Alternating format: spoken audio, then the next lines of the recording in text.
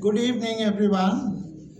Thank you very much for coming over for a 162nd lecture, monthly lecture of the National Trust. We are having some stiff competition from the Wildlife and Nature Protection Society who are having a lecture, I think, on the leopard. So anyway, it's encouraging to see such a very good audience. All the seats are full. So I invite Dr. Sanjiva Wijesinha, who is a graduate of the Colombo Medical School in Sri Lanka. He has worked as a pediatric surgeon in both Sri Lanka and Hong Kong, and also as a family physician at Monash University and professor and military medical officer in both Sri Lanka and Australia. His interest in the Silk Route and subsequent research originated from the participation in the 1990 UNESCO Silk Route expedition. I called upon Sanjiva Wijesinha to give us this. You can take this.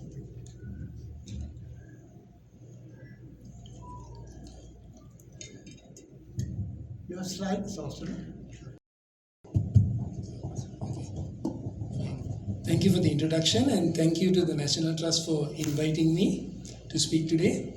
Thank you to all of you for coming. It was nice to see so many old friends and also to see so many others who I hope will be friends at the end of this lecture. The topic that I have selected is Sri Lanka and the Silk Road of the Sea. I was always told before you give a talk to an audience, you should let them be confident that you know what you're talking about. So that's the list of qualifications. But Konda means once upon a time he was and now he no longer is. So after all that,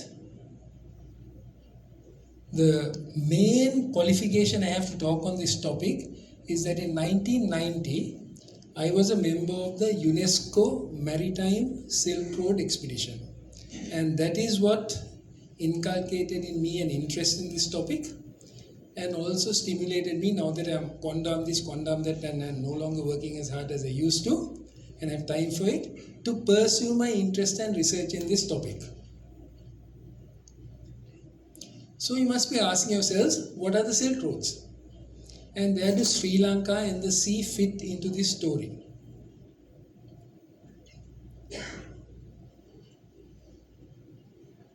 Friedrich von Richthofen was a German explorer.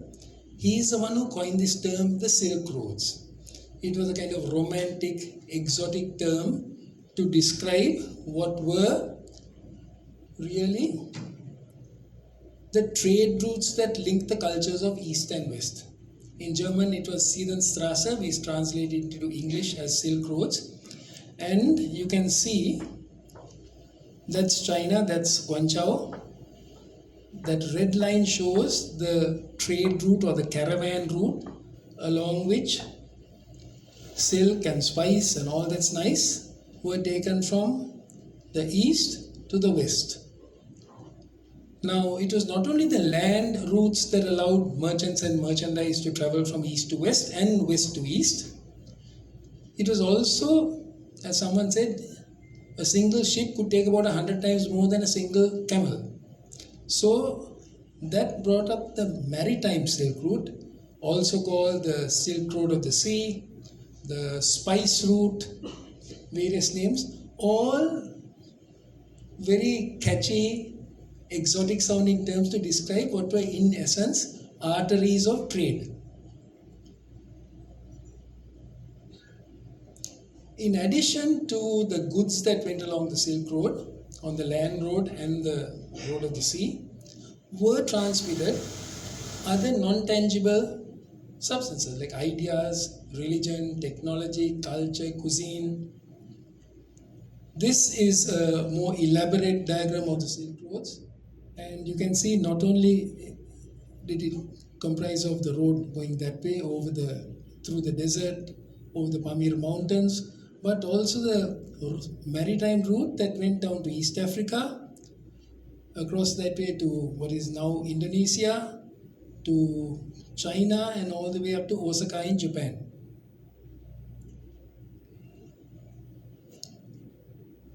Now, unlike today, where you can get in a plane in Melbourne and fly in 24 hours to London, those days, if you had to make a journey like this, it took a long time. You loaded your camels in, say, Italy, and you set off on a journey, and at the end of the day, you stopped walking with your camels and you needed a place to rest for the night. Similarly, if you had a ship, the ship had to stop somewhere to replenish, not refuel, but to get new supplies. And so the places where the traders, the sailors, the caravan merchants stopped, where they stopped to rest, repair, replenish and restore, they became nodes along these channels of communication. Now let's look at this word node. If you are familiar with IT and telecommunications, you would know that a node is a point in a communication network. It's a point for data transmission and data redistribution. If you are of a biological bent, a node is the spot on a stem where the bud is, where new growth comes out, where the leaves emerge. And medically, a node, that should be going backwards.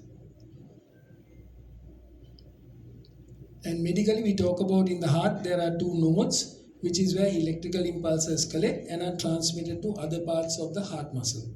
So really a node is a place where stuff comes in and stuff goes out. And similarly, the trading ports and the places where the merchants stopped, they were called caravanserai, which is where the caravan stopped. They were really places where information was received and transmitted. If you look at it very simply, every ship that came with a cargo of goods went off with a cargo of knowledge. Now, human beings like to talk. We sit together, we exchange ideas. Somebody say, I have this problem.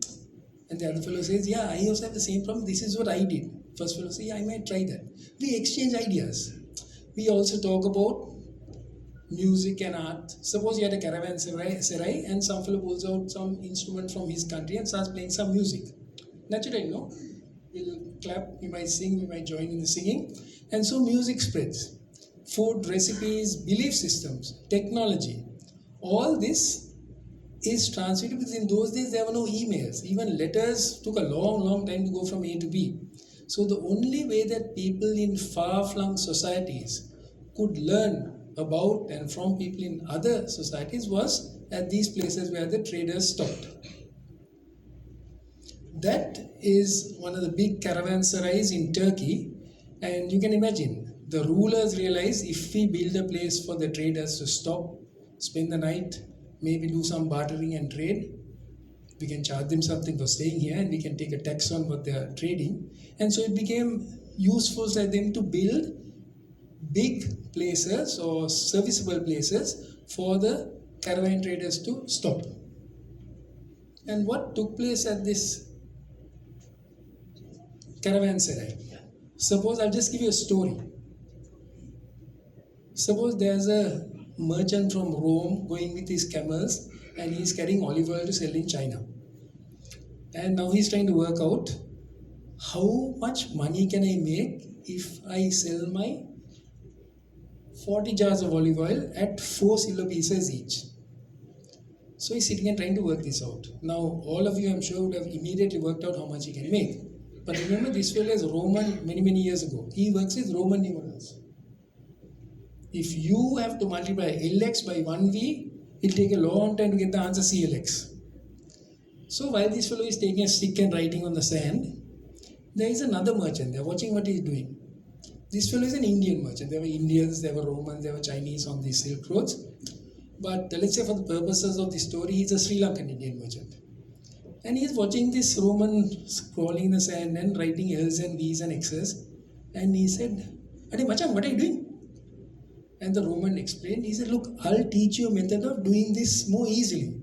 And he showed him how to do it with Indian numerals. He said, If you put 40 into 406, and suppose you want to sell your olive oil for 5, you put 5 there, you get 200. You put 4.5, you get how much? 220.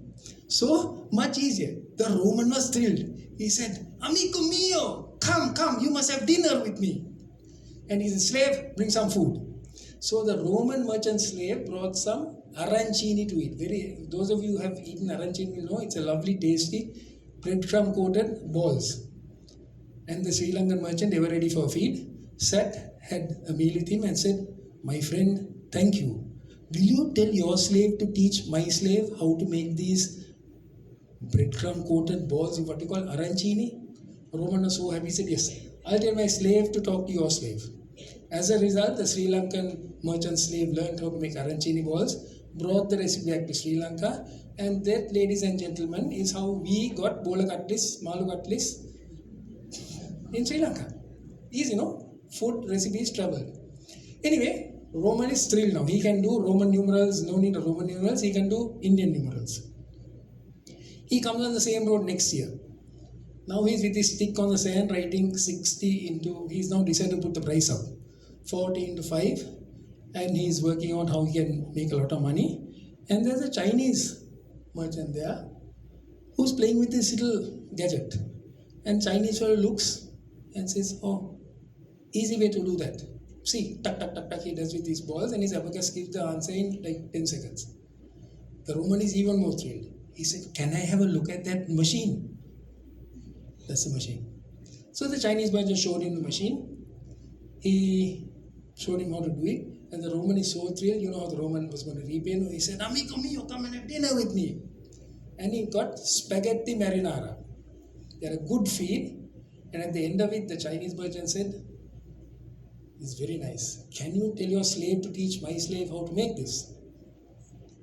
The Chinese merchant said, better, I give you my slave. You give me, you take my slave.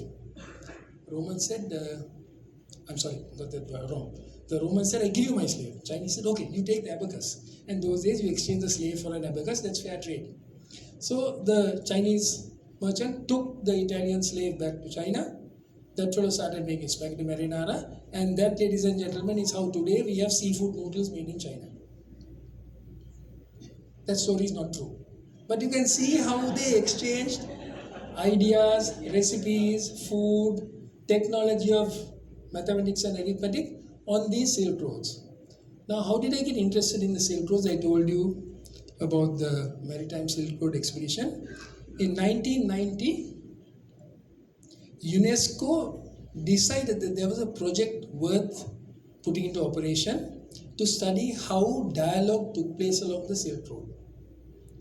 And so they organized 3 expeditions. The first was on the desert route in China. Xi'an, the city of the terracotta warriors, was considered the gateway to the west. That's where the caravans left China and went to the went across the desert and the mountains to Europe. And so this expedition followed the route from Xi'an to Kashgar and Urumqi, which at that time were not part of China. They are now part of the Uyghur Autonomous Region of China, a large Muslim population.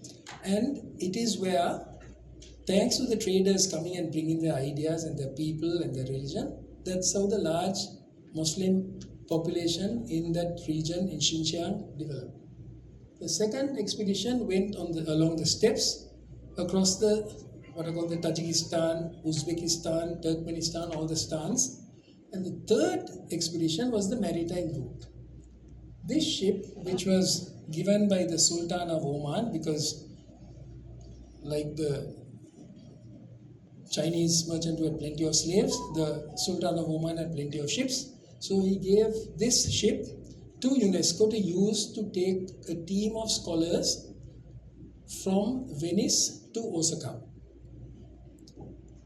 And the ship called the Fulk al-Salama, which was a ship of peace, carried on board an interdisciplinary team, historians, archaeologists, writers, painters. Sri Lanka was given a berth on the ship, but very wisely, they offered it to 4 people to take 1/4 of the journey each. Professor Senaka Bandaranaike got the first leg. He sailed from Venice to Alexandria. I was selected because of my interest in how medical knowledge and diseases spread along the trade routes. I did the second leg, and there were two others who did the third and the fourth leg. And we got a chance to work and meet people from other countries in other disciplines. It was great. On board, we had seminars. Every day, one of us presented a subject on which we knew more than the others. And the discussion involved people who knew a lot about other topics. So it was like cross-pollinating ideas. And I put that thing about Samram because they took us to see archaeological sites. We were taken to see archaeological excavations in a port in Oman called Samram. And there was this Italian professor of archaeology who was excavating, explaining to us how Samram was the main port from which Oman, or what kingdom there was before Oman came into being, how they exported incense to other countries. And they showed us the frankincense trees. Incense is made from the sap of the frankincense tree.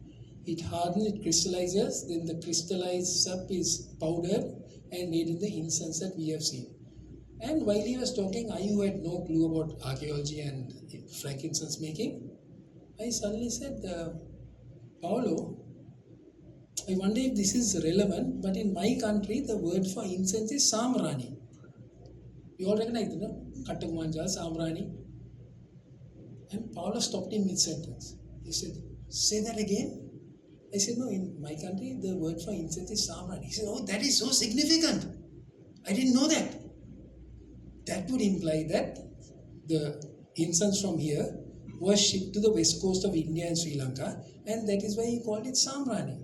So just a little bit of a snippet that I had in my knowledge was useful for him in his field. And that's how we had this cross-pollination of ideas between people from different disciplines and also different countries. Also what struck me is, if you look at the Maritime Silk Road, we are really situated right at the middle of the Maritime Silk Road, no? Look at the Indian Ocean. That's the western or the eastern coast of Africa, but the western boundary of the Indian Ocean. And that's Indonesia, Java. That's the eastern boundary. So at the midpoint, that was a very fortunate accident of geography. Sri Lanka was situated where the ships could stop. We were halfway in between. But also, we provided a lot of exotic goods to other countries. That's from the book of Exodus, which is the book of the Jews, but it's also part of the Christian literature. That's the book of Exodus, chapter 30. That's the thing in Hebrew. And if you look here, this is the recipe of how to make sacred oil for the Jewish temple. It says here, take blah blah blah, sweet cinnamon. And that is the word for cinnamon. Now, you may have heard cinnamon and cassia are considered interchangeable, but cinnamon, top quality cinnamon, is the only stuff that they use for their sacred oil in the temple. Cassia we use for lesser activities. That's cinnamon. It was not cassia. That is cassia. That is cinnamon, cinnamon. From the 5th century BC, and as you all know, cinnamon, Sri Lanka is one of the producers, the major producers of top quality cinnamon in the world even today. Al-Balazuri, a 9th century Arab historian, describes Sri Lanka as Jasirat al-Yakut. Jasirat is island, Yakut is the land of rubies or red precious stones. As far back as the 9th century. And Onesicritus, who was one of Alexander the Great's generals, is recorded as saying that the elephants from Sri Lanka are more powerful and more intelligent than those from the Indian mainland. Someone said you can apply that to the Sri Lankan cricketers compared to the Indian cricketers next week, but I don't know. So let's think about Sri Lanka. That is a map, as you know, of Sri Lanka. But in addition to the abundant natural resources and valuable products for trade, there were very good harbors. That is Gokarna, which is where Trincomalee is. That is Mahatitta or Mantai, which is where Mana is. That's close enough to Anuradhapura. There's a direct road. That's close enough to Polonnaruwa. That is Urutota, Uruturai, which is where Kites is. Come down here, Godavaya, which was close to Tisamarama kingdom. Colombo. All these ports were known in those ancient times. And these ports provided the sailors who were traveling along the maritime Silk Road safe harbors where they could rest, replenish, get supplies for their ships, and also do some trading. Now, in addition to having a foreland in front of the harbor, which stretches out the sea, which allows people to navigate inwards, a good port needs a hinterland, that is the land inland. Seafaring in the Indian Ocean depended on the monsoon winds. The word mosam, which we use in our country, comes from an Arabic word meaning the winds, the trade winds. And from May to September, the winds blow from west to east. From November to March, the winds blow in the other direction. So if you're a smart trader in Yemen, you'll get a ship all provisioned. And around about May, June, you get in a ship and let the winds bring you across to the western seaboard of India and Sri Lanka. You come here, you do your trading, you probably set up a family here if you like, and then when the monsoon winds change, by the time you have done your trading, got your goods to take back, you get in a ship and go. No need of any fossil fuels, you just let the wind take you from A to B. And the ports provided accommodation. Because they provided accommodation, they provided supplies, they allowed segment voyages to be made. Instead of a ship setting off from, say, Yemen and Oman and trying to go all the way to China, they would stop on the western seaboard of India, stop in Sri Lanka, and the ship from China could come towards Sri Lanka. Interestingly, I read this, that there was what is called the Dhow zone, D-H-O-W is Dhow zone, and the Junk zone. Dhows were the ships, we'll talk about this later, that sailed on the western Indian Ocean from the western coast of Arabia and Africa to Sri Lanka and India, and the Junk zone, which is from Indonesia and China, and those were ships that sailed up to Sri Lanka. Sri Lanka really was the line of demarcation. And so what happened is when the ships are coming from both sides, the ports like Mahatitta were emporia, transshipment points where the fellows could unload their cargo, exchange with the other people, not with a perilous journey all the way to the other end of the Silk Road. Now, what else developed as a result of the hinterland developing to supply these ships? Because we didn't realize, we think that our ancestors depended on cultivating rice and that's all they did. But because there were so many traders coming, and these were places where traders from both sides of the Silk Road came. So we had to supply them with food. And there is a thing, Sri Lanka developed pioneering irrigation techniques because you had to improve crop yields to feed all these tourists who are coming to Sri Lanka. And a thing called the cascaded tank village system. I didn't realize till I was reading about this. It's a unique system of irrigation developed in Sri Lanka, where we've all heard that famous saying of Parakram Bahus, don't let a single drop go to the sea without being used. This was before Parakram Bahu. They built a system where you had a reservoir or tank in a micro catchment area that collects the water, and there are channels that take it to another tank and to another tank so that all this water is collected for use. And I also learned the word ephemeral rivers. I didn't know that you could apply the term ephemeral to rivers. It means a dry riverbed where there's a trickle of water, and then when the rains come, that develops into a proper river which flows until the dry season comes again and it dries up. But before the water evaporates, it is channeled into a tank or reservoir to be kept and stored for cultivation. And those who have seen the Kala River near Aukana, Tisa River in Anuradhapura, there were canals or channels that diverted water from one to the other. Kala River, built by Dhatusena, was collected the water, and the water was channeled on this 90-kilometer long canal which has a gradient of 10 to 20 centimeters per kilometer. Now, I'm not an engineer, but I think that's a pretty marvelous engineering feat in the days before they had computers or slide rules. Another innovation that took place in Sri Lanka. And I must admit that we were not taught this in school. This I learned by studying about this topic. That's the Bisogopa. It's called the sluice gate from about the 3rd century before the Christian era. It's a surge tank. When you have a lot of water in a reservoir or a tank, if you open the channel, the water rushes out, and at high pressure when the water goes out, it can damage the canal walls. In very simple terms, they built this cistern tank. You have a gate here and a gate here, and you keep these closed. When you want water, you open this, the water comes in and goes, fills up to there. You close that, and then you open it as much as you want to allow the water to come out at a controlled pressure. And a friend of mine who went and saw the ruins of one of these when the lake had run dry described that this was made of clay, hardened clay, and inside it was lined with copper. This so many thousand years ago, no? So many 100 years ago. Okay, so during the last century, all of us who were alive in the last century were given the privilege of a British education. We're very lucky, but we are taught a very Eurocentric or really an Anglo-centric view of the world,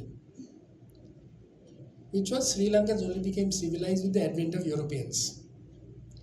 Indian Ocean trade was started by the Portuguese and other Europeans. There was an age of discovery. The fact that they were discovering something that already existed was lost on us. And the Sri Lankan people didn't know how to build ships or navigate the seas. Just to digress, before I get on to the ships, a thriving international trade provides rewards for those who make the goods, those who produce the cinnamon, who capture the elephants, who mine the precious stones. They could earn some money by selling to foreigners. At the same time, there was revenue for those who would tax the goods. And the kings in those days were smart fellows. They could tax for storing the goods, for selling the goods, from people who are buying the goods. It's like charging VAT on every transaction, and the kings made a lot of money with the trade that took place. So trade provided wealth to the kings for all that they wanted to do, such as constructing temples and monuments. When I showed this to people in Australia, when I gave a talk like this, it was eye-opening for them. This was 140 years before the Christian era. That was in the 5th century, Sigiriya, which is not just a rock where there are paintings and ruins on the top. It is a massive complex which existed. Even now you can see the pleasure gardens, and there's a very well-maintained museum in Sigiriya which describes what that city was like in the 5th century. That's sort of sculpture in the 12th century. That's like a living rock. And that's the Jetavanaram, 3rd century in the Christian era. Just have a look at that picture. When we were small fellows, my parents took me and my brother and sister to see Anuradhapura, and this is what we saw, this mound of vegetation with some things sticking out of the top, and that was Jetavanaram. But during the 1991, when the UNESCO Silk Road expedition came here, that was the time when 5 World Heritage Sites were recognized in Sri Lanka, and the government, with some help from UNESCO, got assistance to renovate these structures. And I remember seeing this. They were refurbishing it, taking out the vegetation. It's a long process, and that's what they did. So that today we have this beautiful site. And I've often said this. If you have been to Angkor Wat, if you have been to Borobudur, those are magnificent ruins. Past civilizations. They're really museum pieces. But when you come to Sri Lanka and see places like Jetavanaram, in Anuradhapura temples, those are active links to the past. People have been worshipping here walking those same pathways, continuing the traditions of their ancestors for over 2000 years. Something worth thinking about, no? Talked about ships. Now, interactions between cultures in the various societies on that maritime Silk Road could only take place because there existed ships that could connect the human beings across the maritime space. This required people who could build ships and also people who could navigate these ships. And at that time, before the Portuguese ever came here, the local sailors had instruments like the kamal, which the Arab sailors used, and the compass, which the Chinese used. I love that phrase, waning influence of a Eurocentric paradigm. That's from an article by a professor in Delhi University, Professor of Archaeology, and he says, now we are starting to think outside what the British taught us for so many years. Because now we are finding there's new evidence of trade and travel that took place in this maritime space of the Indian Ocean before the 16th century. How do you get this information? From archaeology, shipwrecks, inscriptions, writings in non-European languages that we didn't really know about because we were all trained to think in European languages. And this confirms definitely that the pre-modern people in the lands from the Indian Ocean were able seafarers. What's the evidence?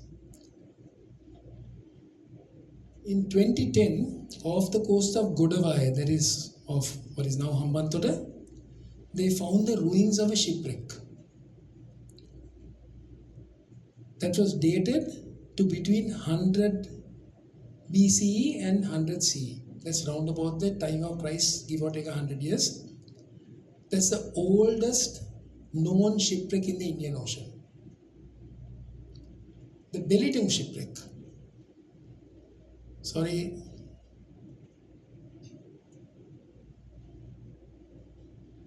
I need help.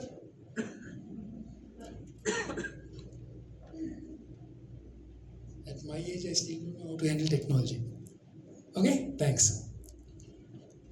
The Belitung shipwreck, it's a 9th century shipwreck found off the coast of Java, and the cargo was intact. They found some beautiful ceramic bowls, gold and silver objects, and these are stored now in the museum in Singapore. If you Google Belitung shipwreck, you get a good account of that. And in Thailand, of a mangrove, in a mangrove swamp, they found what is called the Phanam Surim shipwreck, 7th century.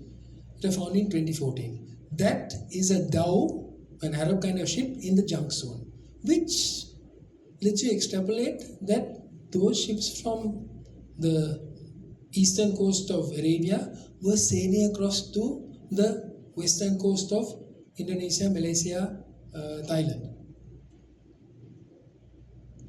Other evidence. Shlomo Dov Goiten, he is a Jewish historian, and he has written, among other things, a paper called Letters of the Jewish India Traders. What he did was, how he was lucky in that, this word Geniza. The Geniza is really a storeroom in a synagogue. In a Jewish synagogue, like in any place of religious worship, they collect a lot of documents, papers, letters, and in most other places, when it's time to destroy them, they'll burn them or put them in the rubbish heap. In the Jewish synagogue, you can't destroy a document that has the name of God in it. So what happens? They are put in this storeroom and they're kept there till they either deteriorate or somebody finds them. Dov Goiten found in the Cairo Ben Ezra synagogue, in the Geniza storage room, a lot of documents, letters, papers, books, and he sifted through them, deciphered them and published. And it was, as you know, history, we have all taught about which king fought which other king, and how this king bumped off his nephews, and then this man bumped off his nephew and his brother and then ascended to the throne. That's what you're taught in history. Revolutions, kings, rebellions. What ordinary human beings do, that is history, but we don't learn that. There are no records of it. This was a classic record of the interaction that took place between the Jewish merchants, and like all good merchants, there was a brother who was, say, in Baghdad, and another brother who lived in, say, Mahatita, and because they were brothers and trusted each other, they could send goods to each other. And I'll just give you an example. There was one letter that Dov Goiten translated, and the letter goes something like this. My dear brother Reuben, I am sending for you, I hope your stay in Mahantota or Mahatitta, the Smana, is progressing well. I am sending for you a consignment of 60 carpets, rugs, high quality stuff, and I know the traders there would like these. Please make sure to take the top rug which I have selected and give it to the harbour master because he likes to be kept happy.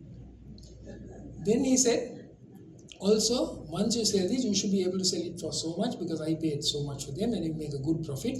I am sending this with a young man called Aaron. He's a very nice man, hard-working boy. He is actually my wife's brother's son. Please keep an eye on him and look after him. By the way, I know your daughter Rebecca is now a marriageable age, and see if you can arrange a match. Even in those days, they were like Sri Lankan parents. That was a very useful source of information. Arabic writers, Al-Baruni, Ahmad bin Majid, and there's a Chinese writer called Jia Dan who wrote in the 8th century of the Christian era. That was the first written record of sea travel from Guangzhou in China to the Abbasid Caliphate. Coming to the ships, $1 million question. Did the Sri Lankans build and sail their own ships? Did they use the ships of others to carry their export cargoes? Were we in Sri Lanka small players in a big nautical enterprise, or were we content to stay ashore and play the role of middlemen, siphoning off a commission here, commission there on the goods that came here? The truthful answer is we don't have enough evidence on which to base a judgment. But listen to the evidence we have. Tim Severin, a British explorer, you all must have heard of Thor Heyerdahl, the Norwegian who had a theory that the Pacific Islands were populated by people from South America. Nobody believed him. So he said they sailed in balsa rafts. Nobody believed him. He said, I'll make a balsa raft and sail it from Peru to the Pacific Islands, and he did that. Experimental archaeology. He showed that it could be done, and that changed the thinking of how the Pacific Islands were populated. Similarly, Tim Severin, having read about how the Arab sailors sailed to China, said, I will build a ship exactly how they described to have been built. And he built a ship using ancient Omani boat building techniques. Unlike the ships made by the Europeans, which are made with iron nails, these are ships made with planks of very hard, durable wood, Artocarpus species or jackwood, and these are sewn together with coconut fiber. Having built the ship, he called it the Soha and sailed it from Muscat in Oman to Guangdong in China, the Thor Heyerdahl of the Indian Ocean. Sri Lanka's nautical heritage, I'll just briefly run through this because there's some good literature on this that is available. We have the Paro with the flat bottom boat, the Kattamaram, which is anglicized to catamaran, but which is really a raft made of logs lashed together. There is the Orua, which developed in our inland waterways and then further developed to become an ocean-going ship. And this is a very brief summary. The Orua, then we get the Vallam, which is a dugout like the Orua with a wider middle. Then came the Orua with a outrigger, and that is the characteristic feature of Sri Lanka ships. A single outriggered boat. You've seen double outriggers in the Pacific. You've seen, and that Orua with the boom, you still see it in fishing villages today. That built up to become what's called the Yatra Doni. That was a sea-going cargo ship, a large version of the Orua with an outrigger. There's the Jaffna Doni, which was similar to this, had no outrigger. And there's the Battal and the Vattal. I'll show you the photographs of those. If any of you are interested, there is a fantastic resource published by the National Trust, of course. Maritime Incident, The Lost Ships of Sri Lanka by Lieutenant Commander Somasit Devendra. And I love the way he ends that article. He says, yes, we are Sri Lankan. Yes, we sailed our ships. Yes, we are remembered in the epigraphs and the literature of other countries. It is only we who have forgotten. That is a model of a Yatra Dole. This was at Kumarakanda Pirivena. Dodandwe Hamdru, who was the chief priest there, his grandfather had been a sailor on these ships. And so he made that around about 1890. And you can see the typical sails like in 7-inch ship, that's the outrigger, and that was a cargo boat. That is a model of a single ship in the British Museum. Again, single outrigger, that's the platform. That is the Battal, which was seen until the late 60s in Trincomalee Harbour. Sail, that's the Navy ensign. It was taken from a Navy ship that was in the Trincomalee Harbour. Sadly, those are no longer existing. That's the evidence of the ships that were existing, which sadly we don't have any of those around now. But you look at the literature. In this book written by Li Chao in the 9th century, the sea vessels of the South Seas are ships of foreign lands. Every day they arrive at Annam, which is in Vietnam today, and Quang Chau, which is Guangzhou. Among these are ships of Shizigo, which was the Sri Lanka kingdom or the Lion kingdom, are very big. Their ladders make many zhang. I don't know what a zhang is, but they must be big ships, no? And in Ibn Battuta's book, The Reela, which is the story of his travels, he says King Arya Chakravarti, who ruled the area in near Mantoda, had a fleet of 100 ships. 100 is probably an exaggeration, but it just means he had a lot of ships.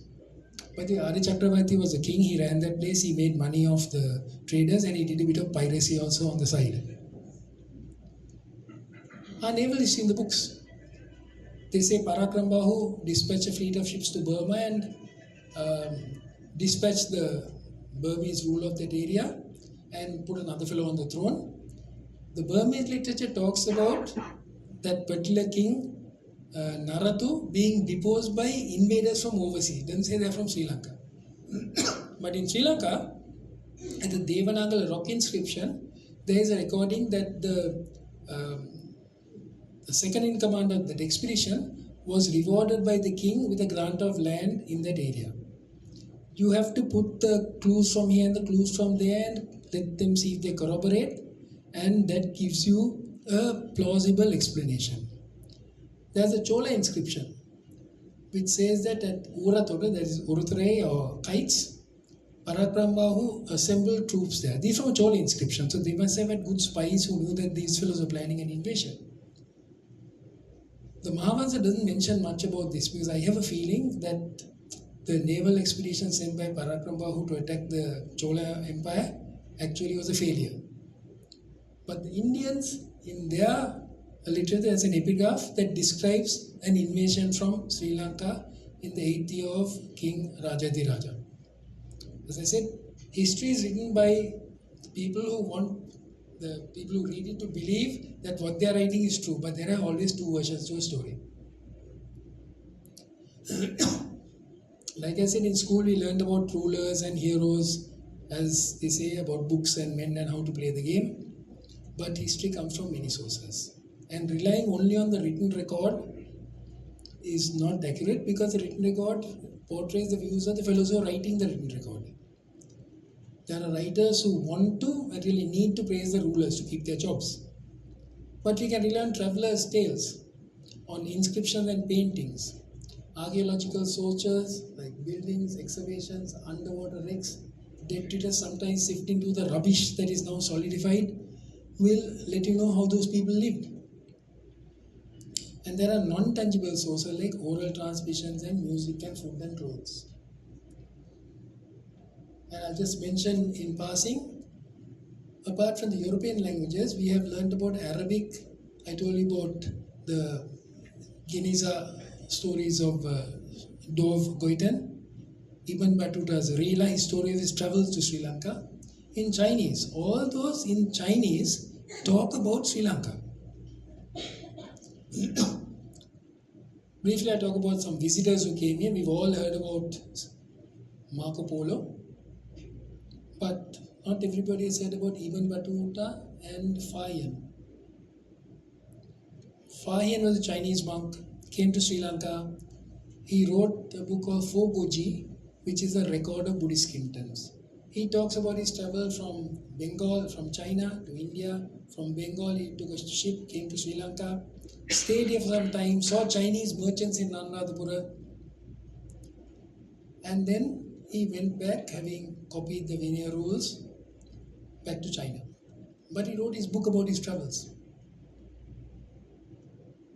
Ibn Battuta, 1344, he came to Sri Lanka. And he's the one who said Arya Chakravarti had hundreds of ships. He referred to Sri Lanka as Sarangi. And he stayed as a guest of the king. The king helped him to climb what he referred to as the mountain of Adam, which is what is called Adam's Peak, Samanakanda, Siripada. For him, it was a big deal to go and climb this mountain where it's supposed to be the footprint of Adam. He mentions some of the cities in his language: Bandar Salavat, Halawat, Konakar, Kurnagala, and Colombo. It was known as Colombo in 1344. And the interesting, he says he and the king talked in Persian, because Persian was the lingua franca of trade at the time.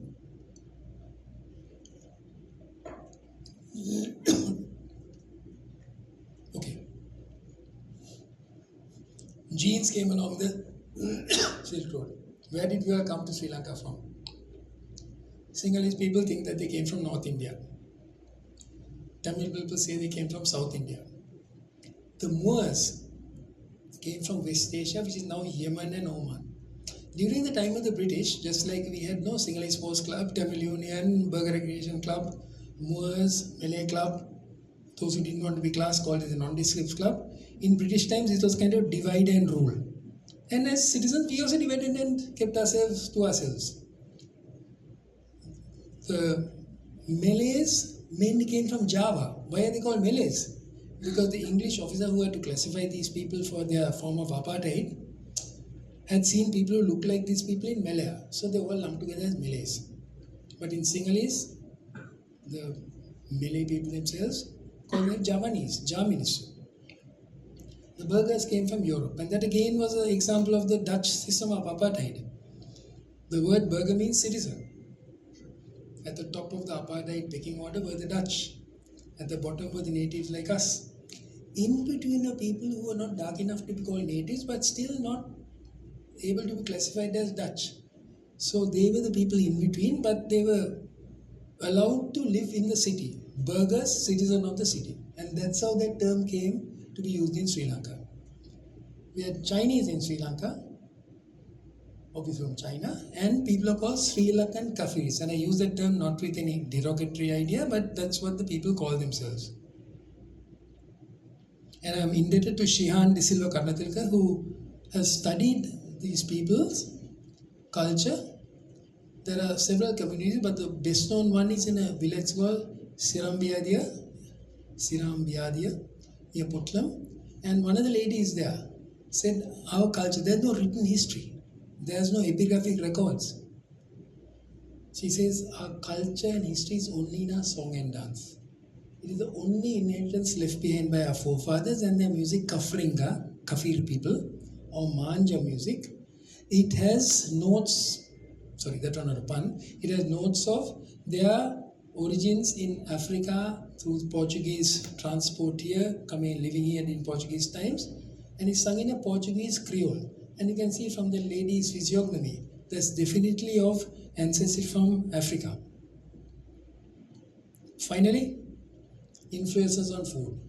I'm sure all of you looked at that and thought, that looks like patties, no? That is not patties. That is empanadas from Spain. We probably learned to make patties from the Portuguese who brought this food here. Of course, we improved on it. We put spices, they are much more tasty than the empanadas of Spain. Watlapang. I thought watlapang came from Indonesia. I never saw watlapang in Indonesia. I asked my Indonesian friend, do you have a dish called watlapang? No. The closest is a thing called serikaya, which is a kind of blamad-like dish. It is we in this island getting all the influences from all over who put the nutmeg and the cinnamon and the jaggery and what have you to make what is a really traditional dish of Sri Lanka. Muscat. When I was in Oman on the Silk Road thing, one of my colleagues invited me for dinner to his house. And he said, and after dinner, my wife is an excellent cook, we'll have some halwa. Have you eaten halwa? I said, no, what's halwa? He said, you have not eaten halwa? You will taste the best halwa in Oman in our house. So he went there, and after the meal, his wife brought this tray of what looked like muscat. I said, tasted it. This is a lot like what we have in Sri Lanka, sweet. It's not as good, of course, as what your wife made, but still we have this thing, we call it muscat. That is when the penny dropped for me. He said, you call it muscat because it came from Muscat in Oman, no? I thought, okay, that makes sense, because let's face it, we sometimes call objects by the place of origin. I'm sure you ladies would have said, I'll get a Kanchipuram, I'll get a Kashmir. Those are saris, no? But actually those are places in India where they come from. So we say muscat for what halwa that came from Oman. Bibingka is bebinka in Goa, bibinka in Philippines, same thing. Love cake is from the Portuguese. Kokis is from the Dutch. Lamprai is traditionally Sri Lankan. You don't find it in Holland or in what used to be French, Dutch, Indonesia. It's something that is unique to us. Chinese rolls, you go to China, you don't get Chinese rolls. Their spring rolls are very different from what we have. It is uniquely ours. And all of you, when you see these Portuguese words, you know where we got our viscoto, dosi and lingus from. Fine. So I shall stop there just by summarizing and saying Sri Lanka and the Maritime Silk Road. The Maritime Silk Road gave us access to the world. It enriched the island in many ways. Knowledge, foods, music, religions came along the trade routes. We also got genes along the Silk Road and a few diseases also which you won't go into. Simultaneously, we transmitted stuff to other countries. Just want to end by saying thank you to a few friends. Ashley DeVos, who gave me the information and the slides about the restoration of Jetavanaramya. Commander Somsiri Devendra, I'm very grateful because all I know about Sri Lanka's nautical heritage, I have learned by talking to him. Amina Hussain, who wrote a very readable book about Ibn Battuta's travels in Sri Lanka. And Shihan De Silva Jayasuriya, who is an authority on the Africans and their music in Sri Lanka. So on that note, I'll say thank you for listening. That picture might be a topic for discussion. That's the Silk Road economic belt. The necklace and road story that the Chinese are now putting into operation. That's a story for another time and another day, but that's a thought. Okay, thank you very much.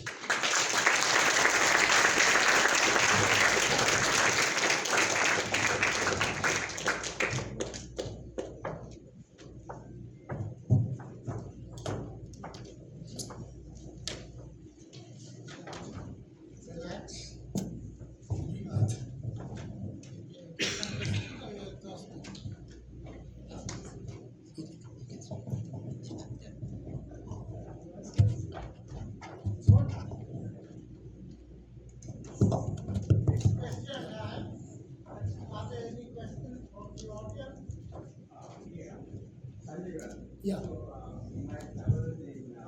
Hold on. I'll bring the map to you. Yeah. So in my travels in Thailand, in Ayutthaya, there is a big temple there, and in that it's recorded that the Sri Lankan kings came to southern Thailand and to place called Narathiwat and Yala.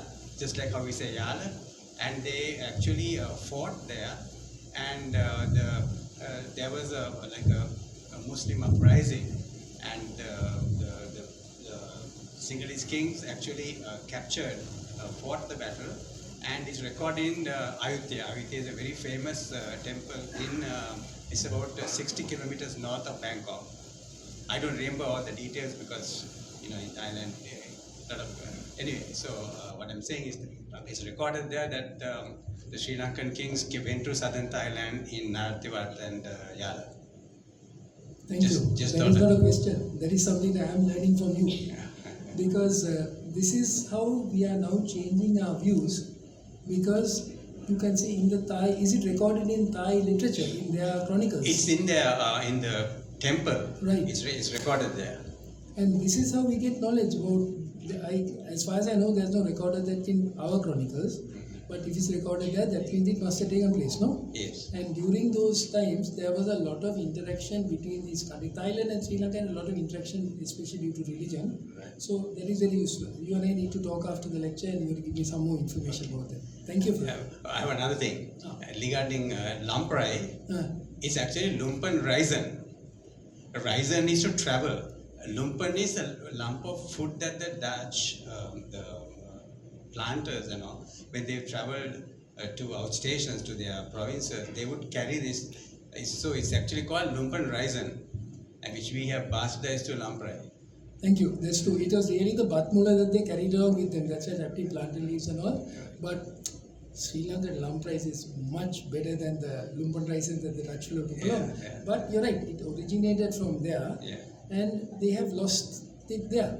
Right. Whereas we have taken it and made it, improved on it. Yes, of course. Thanks. In fact, some of my Dutch friends used to tell me that before they went to Indonesia and the Spice Islands, their food was so what shall I say, no Bland. flavor. Yeah, very bland, yes. And they are so grateful that they were able to now, because they were having like boiled potatoes and carrots and that's the kind of stuff that they ate. So the spices were really enriched their food cuisine. Yeah. Thank you. Thank you for the question and also for teaching me. There's a question on that side. Somebody there has a question?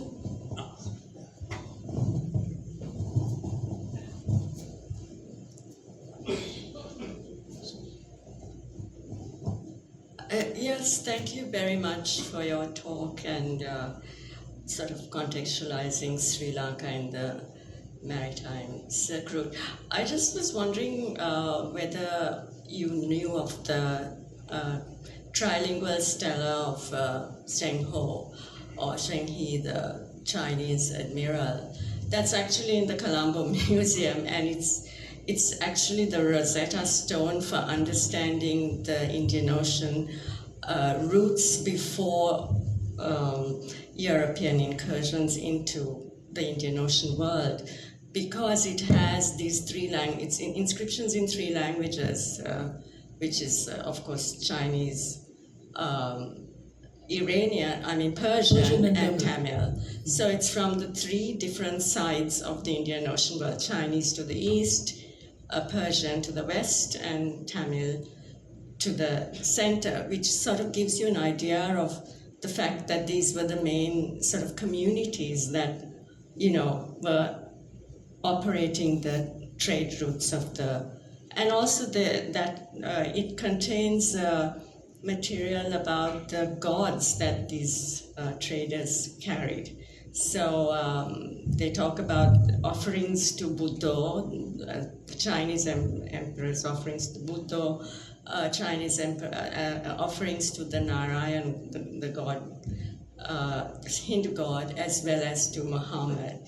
So, and Zheng He himself was a eunuch, a Muslim eunuch of the court of the Ming Dynasty. So it's really very fascinating that Sri Lanka has this trilingual stela here, and I think, we could do much more with it in terms of understanding exchanges across the Silk Route. This was 15th century, so the other point I just wanted to mention was that Theravada Buddhism traveled to East Asia along the maritime Silk Route, while here, Mahayana was along the land silk routes, as it were. And the final point is that Sri Lanka today sits again on the undersea data cable routes. And it's really a major, major point of contest between world powers at this time, because they're so important for the running of the entire internet and the global economy. And perhaps we should think of taxing them, because they sit in our seabed and we'd probably be very rich. Thank you. Thank you. That was not a question, that was 3 comments, and I thank you for the comments. Firstly, thanks for drawing our attention to Admiral, I can't pronounce his name, I think it's Cheng He. What he said is very correct. It was written in 3 languages, which were the 3 languages of commerce at the time. In fact, in Indonesia, there is a epigraph written in Tamil, which would suggest that that was the language of trade, like English is the language of trade today. Also very interesting what he said about the Cheng Ho steel. It was in 3 languages, Persian, Chinese and Tamil. And it mentions, inter alia, the donations given by Cheng Ho to places of religious worship. And very interestingly, the Chinese are great diplomats. The Chinese version mentions a donation to a Buddhist temple. The Persian version mentions a donation to a mosque. And the Tamil version mentions a donation to a kovel. I don't think, unless you could read 3 languages, you know that the Chinese are giving donations to all sides. Right. Good point. But right. Hey, give somebody else. You have asked 3 questions, give somebody else. No, I just wanted to say we are living in a multipolar world now, and it's really good to look back to the past where you had this kind of multipolarity to understand where we are headed. Thank you. Thank you. There's a gentleman in the beard there, that young man there. Thank you. After that, give it to that gentleman there. Right. Okay, your turn. Thank you. Thank you, Doctor, for the lecture. So in the old days, the ships would stop by because they travel very slow, and they wanted the sailors wanted to rest and get more food. So I guess now the situation is a lot different. Does Sri Lanka's geographic location still does it give an advantage? Do the ships still stop to rest and to get food? That's a very good question, and I think there are people in the audience who could answer that question better than mine. Mr. Vikram Singh or Ranjit, would you like to briefly answer that question? Give me the mic.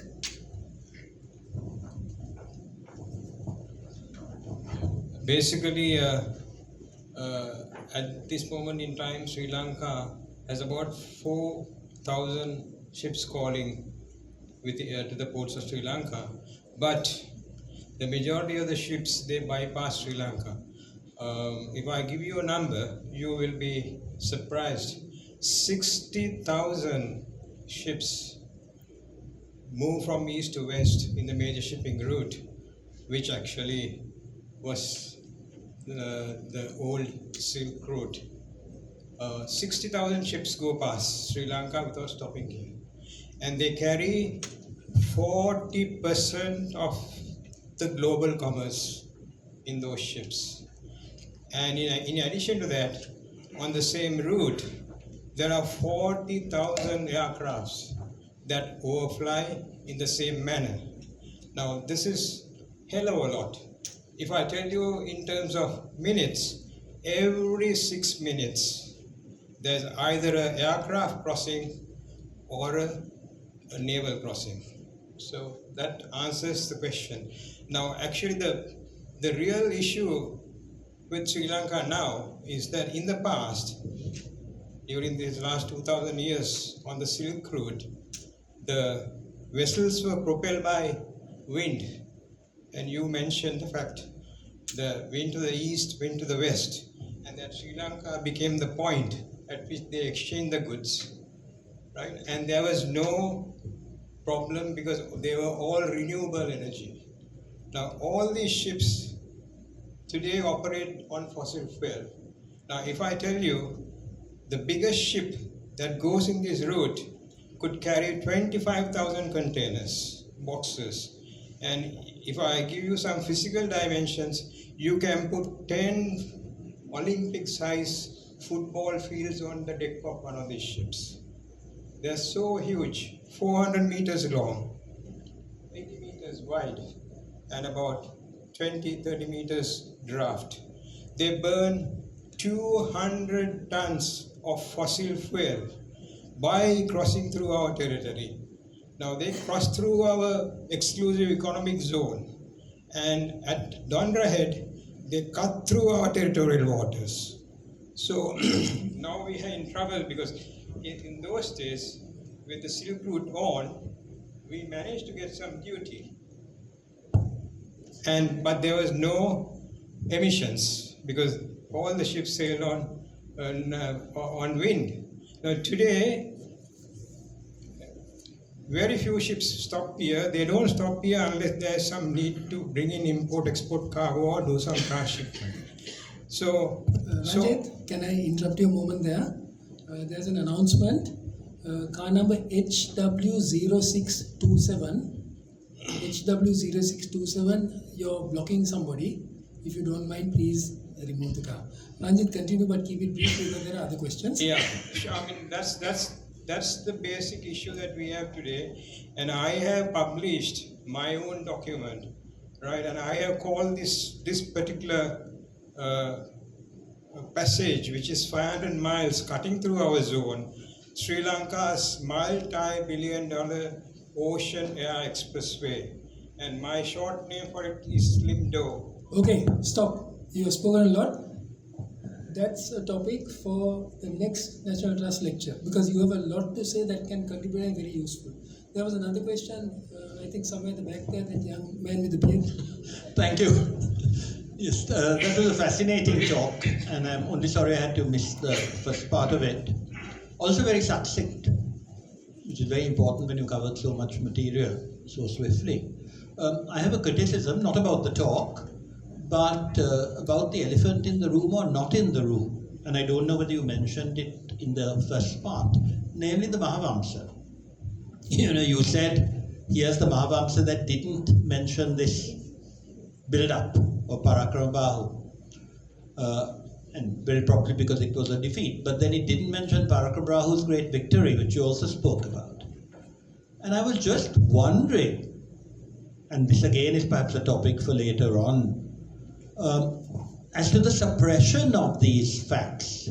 And I think it was deliberate suppression, just as we know that Zheng Ho, who was such a great admiral, was told to burn his ships by the Ming regime.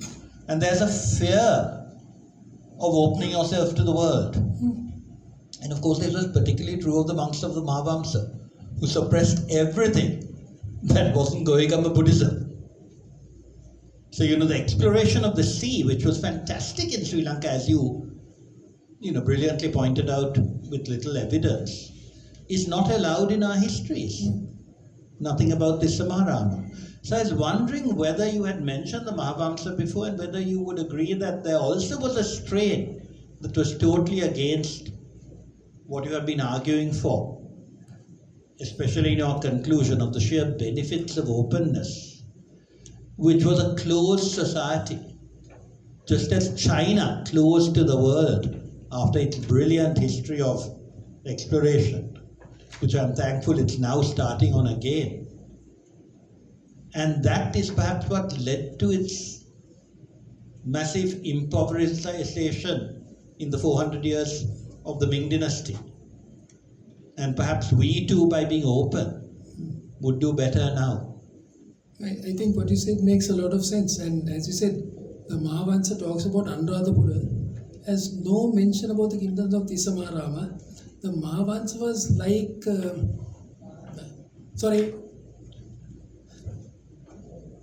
a lot of people are blocking other people. Car number CBD 1449, CBD 1449, car number PK 3768, car number KG 6761, and car number CBI 2873. Thank you. No, what you said makes, I'll just answer your last question. No, what you said makes a lot of sense.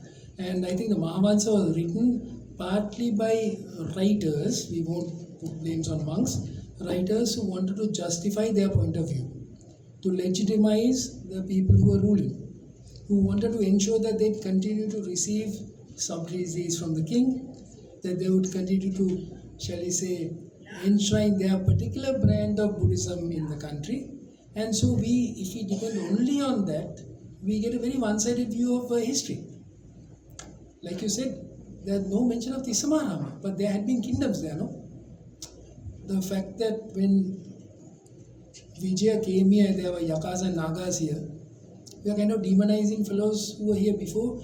If Kueni had to help Vijaya to conquer the city of, I can't get it, Sirivata or something, I forget the name, but that was the capital city of Kueni's people. If the Buddha had to come and sort out a fight between two brothers for a throne in Jaffna, and less than 50 years later, Vijay came and there were no kingdoms here, probably the history was suppressed a bit, no? So like you said, the Mahavansa is just one version, probably not 100% accurate, and we have to therefore seek other sources. Okay, thanks for the question and thanks for the compliment.